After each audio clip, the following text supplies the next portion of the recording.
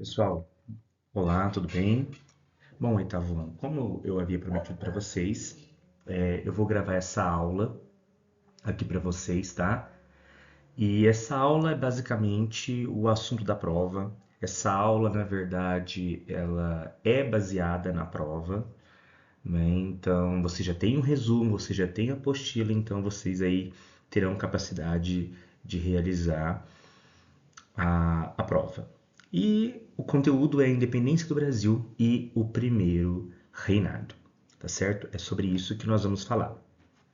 Para a gente entender o primeiro reinado, né, e a independência do Brasil, nós precisamos voltar um pouquinho antes, lá com a vinda da família real portuguesa, que a gente vai ver agora no próximo slide. Pessoal, é o seguinte, como eu havia dito no slide anterior, para a gente entender a independência do Brasil, nós precisamos voltar um pouco no tempo e precisamos entender sobre a vinda da corte, ou seja, a vinda da família real para o Brasil. Primeiro, vamos lá.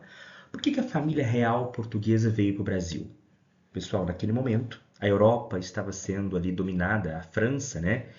Estava sendo dominada pelo imperador Napoleão Bonaparte, e o Napoleão ali vinha com um processo de tornar a França uma nação grandiosa. E para isso ele precisava enfraquecer a economia da Inglaterra. E vários países da Europa, como Portugal, tinham relações comerciais com a Inglaterra. Então, Napoleão Bonaparte ele vai decretar lá o bloqueio continental. E o que significa o bloqueio continental? Que os países que realizassem, né, que fizessem comércio com a Inglaterra, esses países seriam ali invadidos pelas tropas de Napoleão Bonaparte. O problema é que Portugal era um país que tinha muitas relações comerciais com a Inglaterra. Tinha inclusive acordos. Né? Nesse vai e vem ali, Dom João, que era o príncipe regente, lembra que a mãe dele era tida como louca, ele que era o príncipe regente. Dom João tentou ali de várias formas, né? Burlar o Napoleão Bonaparte, tentar enganar o Napoleão, forjou até um teatro, né, com uma possível expulsão dos ingleses, mas isso não colou para Napoleão. E Napoleão então decide invadir de fato Portugal.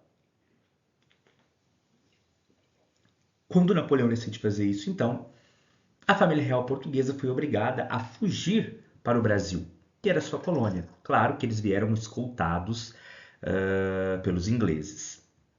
Então a família real vem para o Brasil. Ela sai no finalzinho de 1807 e ela acaba chegando aqui em janeiro de 1808, tá bom? O primeiro lugar que a família real vai aportar é lá no Nordeste, em Salvador, depois ela acaba descendo para o Rio de Janeiro, que é onde ela vai se estabelecer, tá? Bom, assim que a família real portuguesa ela chegou, né, aqui no Brasil, ela vai tomar algumas medidas. Né? E quais são as principais medidas que a família real portuguesa vai tomar assim que ela chega aqui no Brasil? A primeira de todas que o Dom João vai tomar é a abertura dos portos às nações amigas. Ou seja, antes disso, o Brasil só podia fazer comércio com Portugal. Então o Brasil só podia vender seus produtos para Portugal e comprar produtos de Portugal.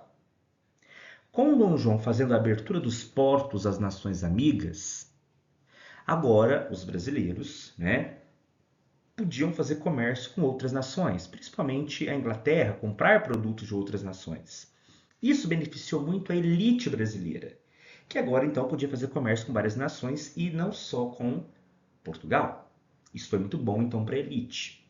Uma outra coisa que o Dom João fez foi a revogação da lei de manufaturas. Por quê? Anos antes, a Dona Maria, mãe do Dom João, ela havia criado uma lei que ficou proibido ter manufaturas aqui no Brasil. Quando eu falo manufatura, gente, manufatura é fábrica, tá? Então ficou proibido ter manufaturas no Brasil. Quando o Dom João vem para cá, ele vai revogar aquela lei da mãe dele. Então agora ele permite, né, ter manufaturas no Brasil. na prática, não irão surgir manufaturas no Brasil, né? Porque os produtos que vinham de fora acabavam sendo mais baratos. Então, não houve investimentos em manufaturas. Mas ele revoga a lei criada pela mãe dele. E uma outra medida super importante, que não foi uma medida imediata, mas foi uma medida importante, que aconteceu um pouco depois, em 1810, foi o Tratado de Comércio e Navegação com a Inglaterra. O que era esse tratado? Né, que é o famoso Tratado de Comércio com a Inglaterra. Como a Inglaterra escoltou a família real para cá, a Inglaterra, obviamente, queria ter privilégios, queria ter benefícios. Então foi feito um acordo onde os produtos da Inglaterra teriam um imposto, né, uma taxa de 15%. Os produtos que viessem de Portugal, uma taxa de 16%. E os produtos de outras nações, 24%. Então, os produtos ingleses acabavam sendo mais baratos do que os produtos de outros lugares, inclusive até mais barato do que os produtos que vinham de Portugal. Então, a Inglaterra, nesse momento, é a mais beneficiada com esse tratado de comércio e navegação, com as suas taxas aí de 15%. Bom, eu coloquei também aqui algumas outras medidas que foram adotadas pela família real, tá? Bom, quais outras medidas foram adotadas pela família real quando eles vieram para cá? Vamos lembrar o seguinte, agora o Rio de Janeiro ele é a sede da monarquia, não é mais Lisboa lá em Portugal. Então, tinha que se montar toda uma infraestrutura, né? A gente fala de transplantar, né? Tinha que montar toda uma infraestrutura, né? E para criar, né? E para montar essa infraestrutura aqui no Brasil, porque agora o Brasil era sede da família real. Então foi necessário construir, montar toda uma infraestrutura. Então, por exemplo, foi criado no Rio de Janeiro a Biblioteca Nacional, né? Com livros que vieram de Portugal. Foi criado o Jardim Botânico no Rio de Janeiro. Teatros foram construídos. Foi construído, né? Foi inaugurado o Banco do Brasil também, né? Para elaboração de moeda. Foi criada uma escola militar, uma faculdade de medicina. Não coloquei aqui, mas também eu posso citar a imprensa para fazer documentos. Quando eu falo imprensa, pessoal, é a imprensa régia, que é o local onde se faziam, né, os documentos, as leis decretadas pelo Dom João. Tá? E também foi criados os primeiros jornais impressos aqui no Brasil naquele momento ali. Então foram algumas medidas, né, que foram sendo tomadas naquele momento, né, para que o Rio de Janeiro tivesse infraestrutura para abrigar a monarquia, a corte, que agora estava no Rio de Janeiro. Bom, pessoal, o que acontece? Os anos vão se passando, 1808, 9, 10, 11, 12, 13, 14, 15. Quando chega em 1815, pessoal, o Napoleão, desculpa eu coloquei Napoleão com letra minúscula aqui, mas depois eu corrijo. O Napoleão ele foi derrotado na Europa, oficialmente, foi preso, está lá na ilha de Elba, no meio do Oceano Atlântico, né, isolado, e lá ele morreu. Então, Napoleão derrotado. Agora, então, é feito o Congresso de Viena, né, na Áustria. Esse Congresso de Viena tinha como objetivo restaurar a ordem na Europa. Então, aqueles reis que foram tirados do poder serão recolocados, ou seus herdeiros, as fronteiras serão redefinidas, né? Enfim, quando chega lá em Portugal, né, o Dom João estava onde? O Dom João estava no Brasil. Tá? E aí o Congresso de Viena fala, Dom João, você tem que estar na metrópole e não na colônia para participar do Congresso de Viena. E aí, nesse momento, então, o Dom João ele vai elevar o Brasil a Reino Unido de Portugal e Algarves. O que isso significa? Que agora, oficialmente, o Brasil não é mais uma colônia. O Brasil faz parte do reino, ele se igualou a Portugal. É uma coisa só, tudo é o reino. Então, independente de onde Dom João estivesse, ele estava no reino. Ele não estava mais na colônia. Então, ele vai elevar o Brasil a Reino Unido de Portugal e Algarves. Então, ele estava no reino. Estava no Brasil, mas ele estava no reino. Porque agora é uma coisa só. O Brasil não é tido mais como colônia, Portugal metrópole. Agora é uma coisa só. Então, ele leva o Brasil a esse status de Reino Unido para poder participar do Congresso de Viena. Tá certo? Bom, Nesse meio tempo, então, como eu disse, o Brasil deixou de ser de fato uma colônia quando ele é levado, né, a Reino Unido de Portugal e Algarves. Bom, nesse meio tempo, o que acontece? Em 1816, a rainha Dona Maria, ela morre, né? E o Dom João teria que ser coroado em 1817 como rei. Porém, em 1817, vai acontecer uma revolução em Pernambuco, a famosa Revolução Pernambucana, tá? Por que ocorreu essa revolução em 1817 que atrasou a coroação do Dom Pedro? Porque lá houve a tentativa de proclamar uma república em Pernambuco, e não no Brasil, uma república em Pernambuco. E por que eles quiseram implantar uma república em Pernambuco? O motivo era insatisfação econômica e social. Impostos elevados. Por que os impostos estavam elevados? Gente, a família real portuguesa agora estava no Brasil. Então era muito mais gente para sustentar. Então os impostos tiveram que ser elevados. Além disso, tivemos aí uma crise financeira. Por quê? A cana-de-açúcar estava em alta naquele momento. Então muitas fazendas no Nordeste começaram a plantar só cana-de-açúcar e deixaram de plantar alimento básico para subsistência. Isso fez com que o preço dos alimentos aumentassem cada vez mais e gerou fome isso. Os alimentos ficaram muito caros, né? Já que estava todo mundo plantando só cana.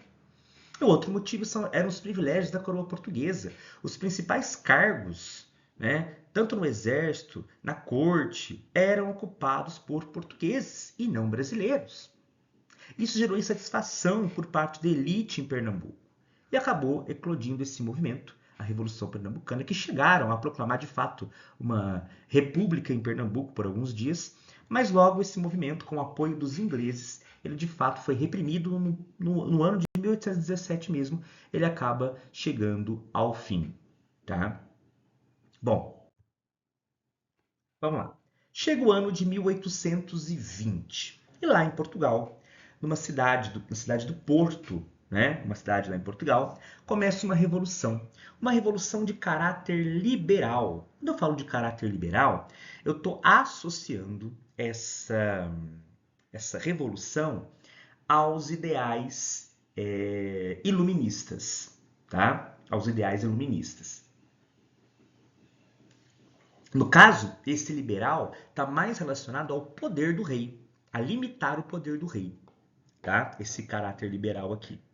Então, qual que era o objetivo dessa revolução que surgiu lá em Portugal em 1820?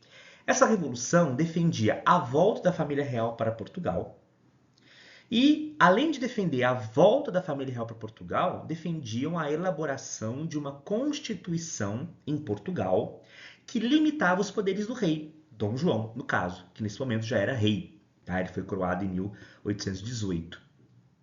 Né? Então, defendia nesse momento que o Dom João e toda a corte voltassem para Portugal, né, sob a ameaça dele perder o trono se ele não voltasse, e, além disso, ele teria que aceitar a elaboração de uma constituição. Constituição essa que limitaria o poder do rei, lembrando que o Dom João era um rei absolutista. Né? Então, essa constituição visava limitar o poder do rei.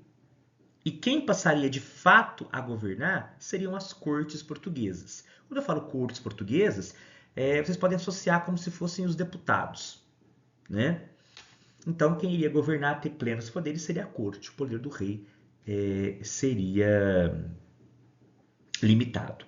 Um outro objetivo dessa revolução, né, era também a tentativa de recolonizar o Brasil. Tinha como objetivo fazer o Brasil perder o status de Reino Unido e voltar a ser colônia. Né? Perder a liberdade de fazer comércio com outras nações, fazer comércio só com Portugal. Esse era o objetivo, recolonizar o Brasil também. Certo? Bom, o Dom João até tentou permanecer aqui, mas em 1821 não teve jeito. A família real, então, ela acaba retornando para Portugal, tá?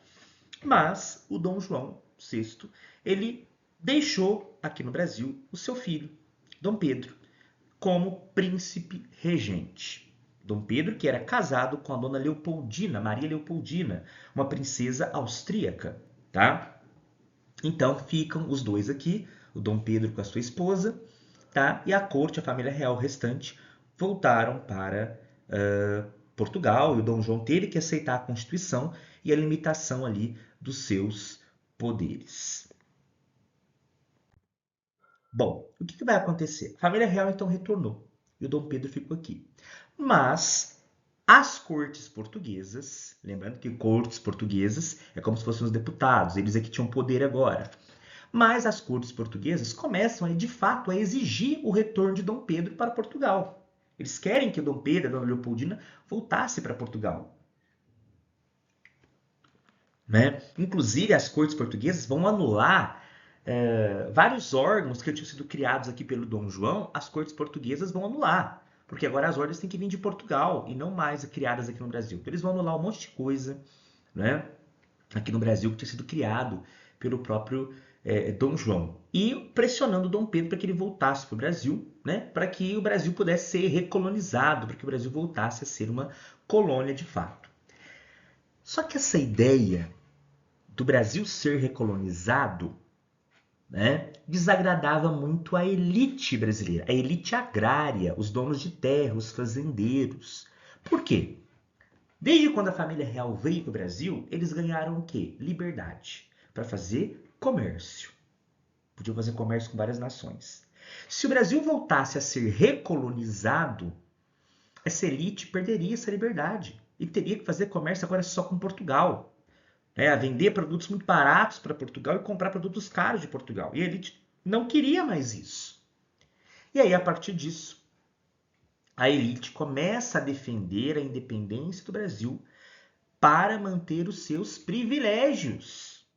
A elite, né, brasileira, os fazendeiros, só querem independência para manter os seus privilégios. Que privilégio? Liberdade de fazer comércio. Tá? Bom, o que vai acontecer? Portugal continua pressionando o Brasil para Dom Pedro voltar. No dia 9 de janeiro, pessoal, o que acontece? É feito um abaixo-assinado, né? Ou seja, a elite brasileira colhe assinaturas, entrega para Dom Pedro, pedindo para que ele ficasse no Brasil. E aí o Dom Pedro, né, vai acabar fazendo um discurso dizendo que sim, ele ficaria no Brasil. E esse discurso ocorreu no dia 9 de janeiro de 1822, é o famoso Dia do Fico. Bom, e as cortes portuguesas continuaram a pressionar o Brasil, né, e o Dom Pedro para que ele voltasse a Portugal, mandando cartas e mais cartas. Quando chega ali pelo final de agosto, né, o Dom Pedro ele resolve vir para São Paulo, resolver uns problemas políticos, e de São Paulo ele desce para Santos, vai fazer uma visita em Santos. Nesse meio tempo dele sair do Rio de Janeiro, vir para São Paulo e para Santos, a Dona Leopoldina, que estava como princesa regente no Rio de Janeiro, recebe cartas de Portugal. Essas cartas de Portugal davam ali um ultimato para a família real. Ó, tem que voltar para Portugal, estamos mandando uma marinha para buscar vocês, vocês precisam voltar. Nesse momento, a Dona Leopoldina fica desesperada, ela reúne o conselho de ministros, chama o José Bonifácio, que era um dos principais ministros de Dom Pedro, faz uma reunião, ela escreve uma carta ao Dom Pedro incentivando que era o momento da independência. O José Bonifácio também escreve cartas para o Dom Pedro, né, falando de tudo o que estava acontecendo, chama mensageiros. Esses mensageiros vão de encontro ao Dom Pedro, que estava voltando de Santos nesse momento aí, tá? E ali, próximo ao Riacho do Ipiranga, na tarde do dia 7 de setembro, né? Não vou entrar em detalhes aqui, mas o Dom Pedro vai encontrar esses mensageiros, eles vão entregar as cartas ao Dom Pedro, o Dom Pedro vai ficar ali furioso, lendo as cartas que vieram de Portugal, vai ler a carta da Dona Leopoldina, a carta do José Bonifácio, e naquele momento ali o Dom Pedro, né, vai, às margens do Riacho Ipiranga, vai proclamar a independência do Brasil no dia 7 de setembro de 1822, tá? E, enfim, e aí uma conclusão que a gente pode fazer é o seguinte, que essa independência, pessoal, como eu disse, ela foi apoiada pela elite brasileira. A elite brasileira ela apoiou a independência do Brasil. A nossa independência não foi uma independência feita por grupos populares. Não, ela foi feita pela elite, tá? A nossa independência ela foi feita pela elite. E por que que a elite apoiou a independência do Brasil? Porque a elite queria manter os seus privilégios. A elite queria manter a sua liberdade econômica. Mas presta atenção. A elite apoia a independência porque ela queria manter a sua liberdade econômica, a liberdade de poder fazer comércio com várias nações, mas ao mesmo tempo, presta atenção nisso, mas ao mesmo tempo, a elite não queria mudanças profundas na sociedade brasileira, tá? A elite não queria mudanças na sociedade brasileira. A elite não queria mudança na estrutura social. A elite só queria manter seus privilégios e manter o restante como estava, tá?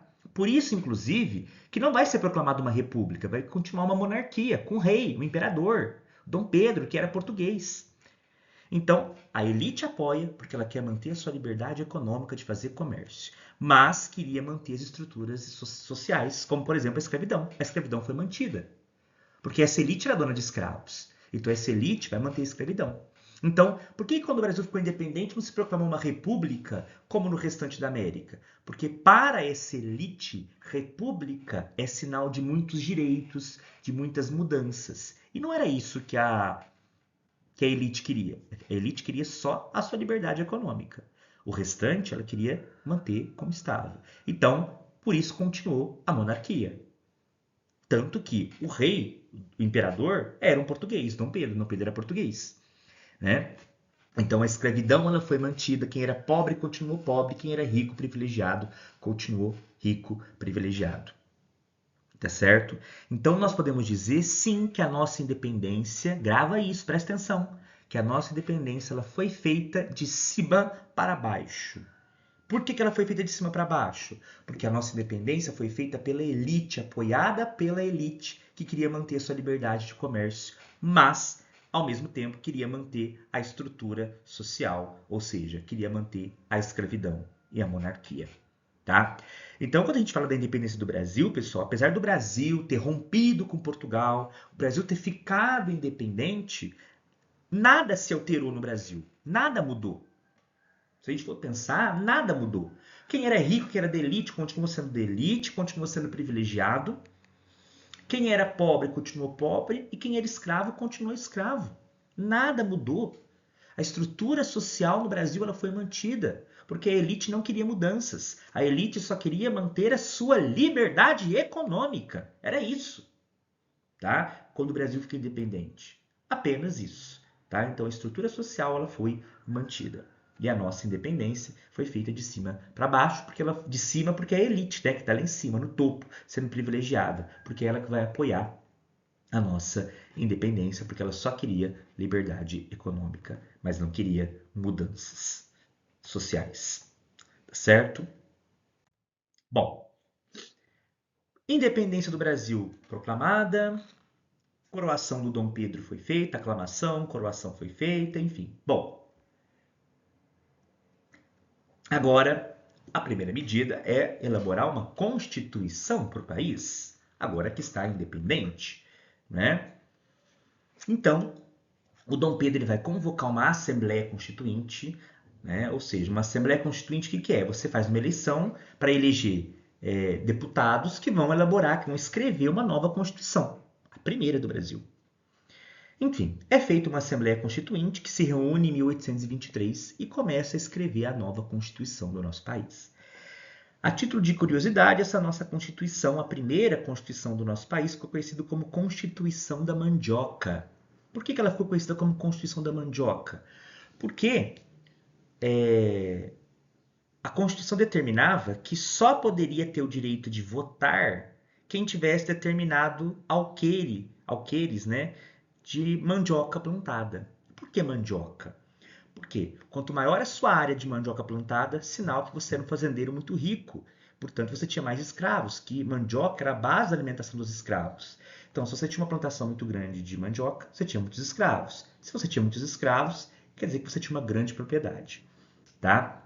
Então, podia votar quem tivesse mais de 10 alqueires aí de mandioca, tá? Plantada. Por isso que ela foi conhecida como a Constituição da Mandioca, tá? Mas é só curiosidade e isso não tem nada disso na prova. Enfim, a Assembleia se reuniu, elaborou a primeira Constituição e entregou essa Constituição para o Dom Pedro. Quando Dom Pedro viu essa Constituição, ele ficou furioso. Dom Pedro não aceitou a Constituição. Por que Dom Pedro não aceitou essa Constituição? Porque essa Constituição limitava os poderes dele.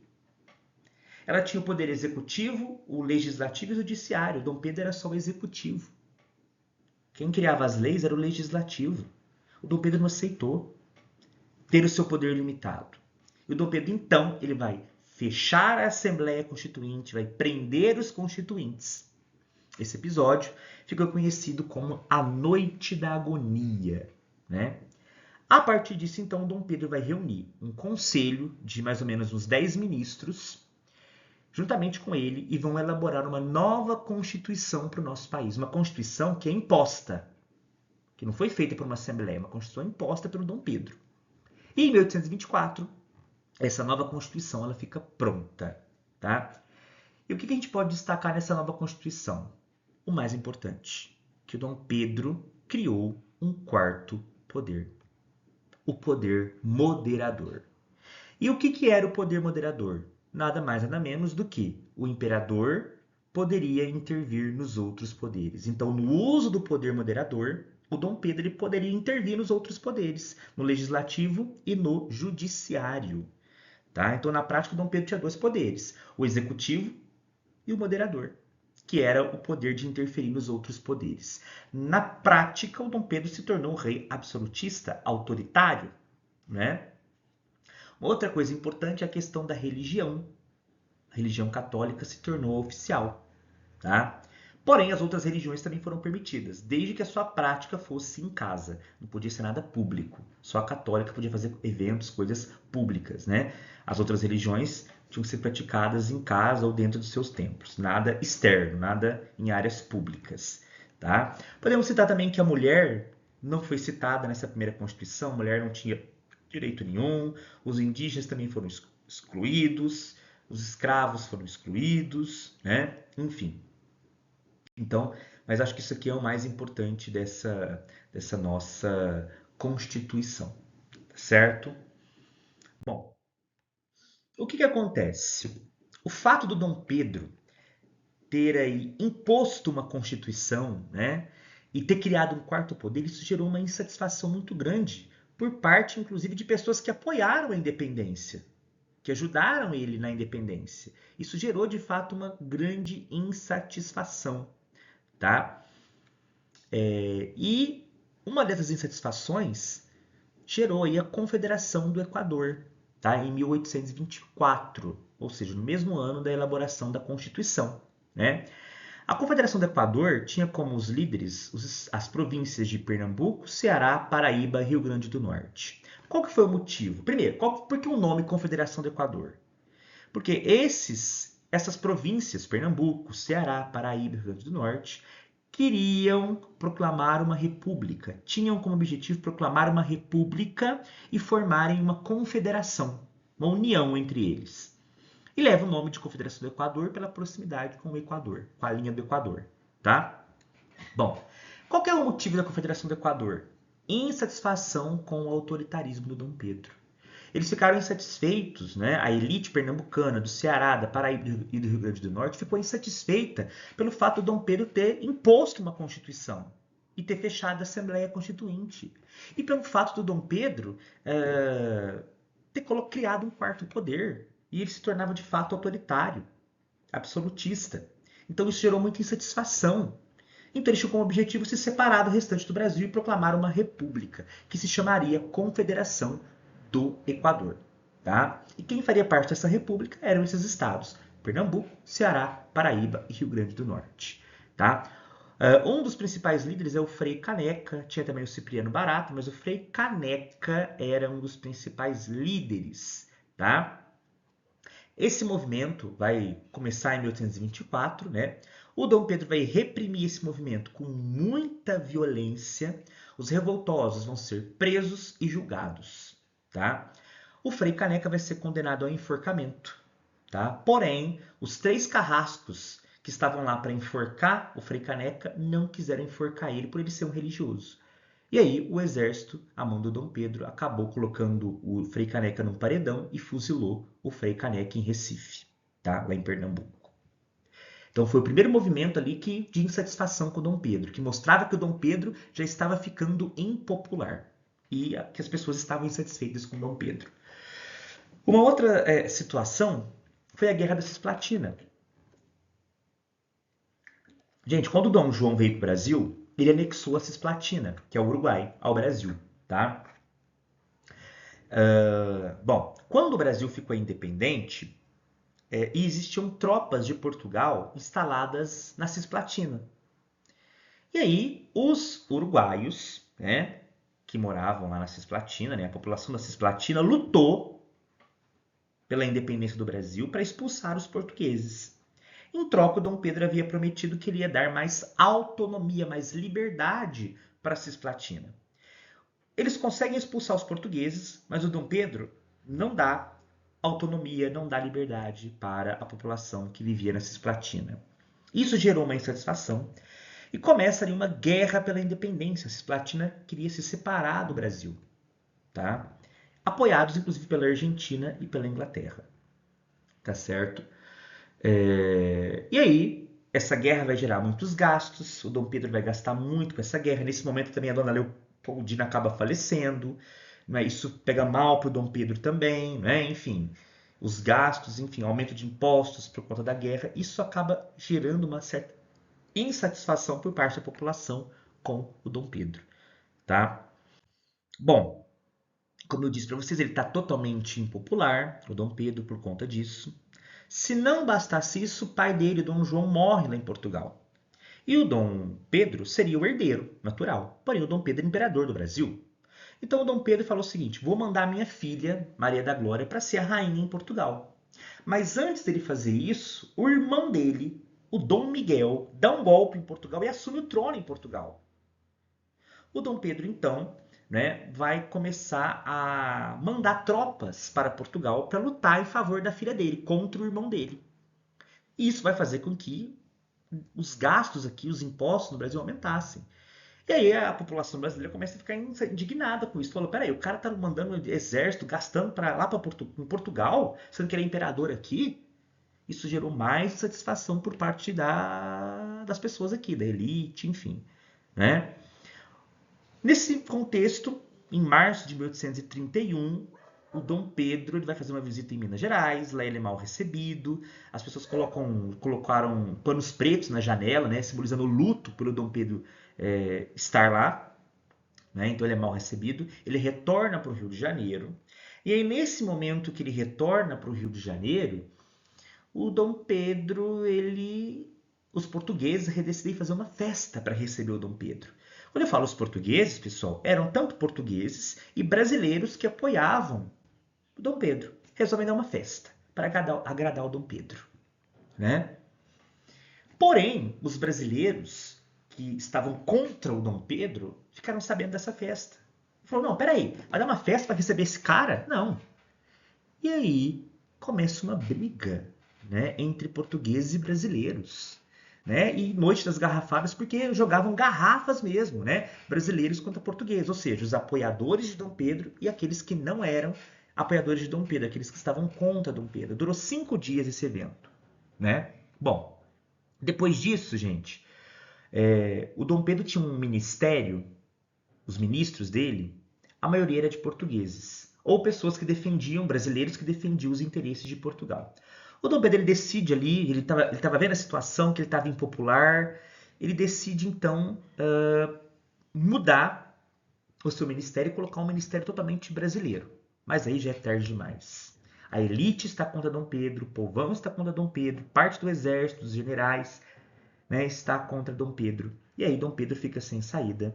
E no dia 7 de abril de 1831, Dom Pedro abdica do trono em favor do seu filho de 5 anos, Pedro de Alcântara, e retorna para Portugal, deixando seu filho aqui no Brasil. Tá certo? A partir de aí se inicia o que nós chamamos de período regencial. Tá certo? Que é um outro assunto que não cai na prova, tá? Bom, então é isso, pessoal. Só para finalizar uma coisinha, eu queria falar para vocês. Quando nós falamos sobre a independência do 7 de setembro, muita gente confunde e acha que a independência do Brasil foi uma independência pacífica, que não teve conflito. Mas deixa eu falar para vocês. A nossa independência teve guerra, sim.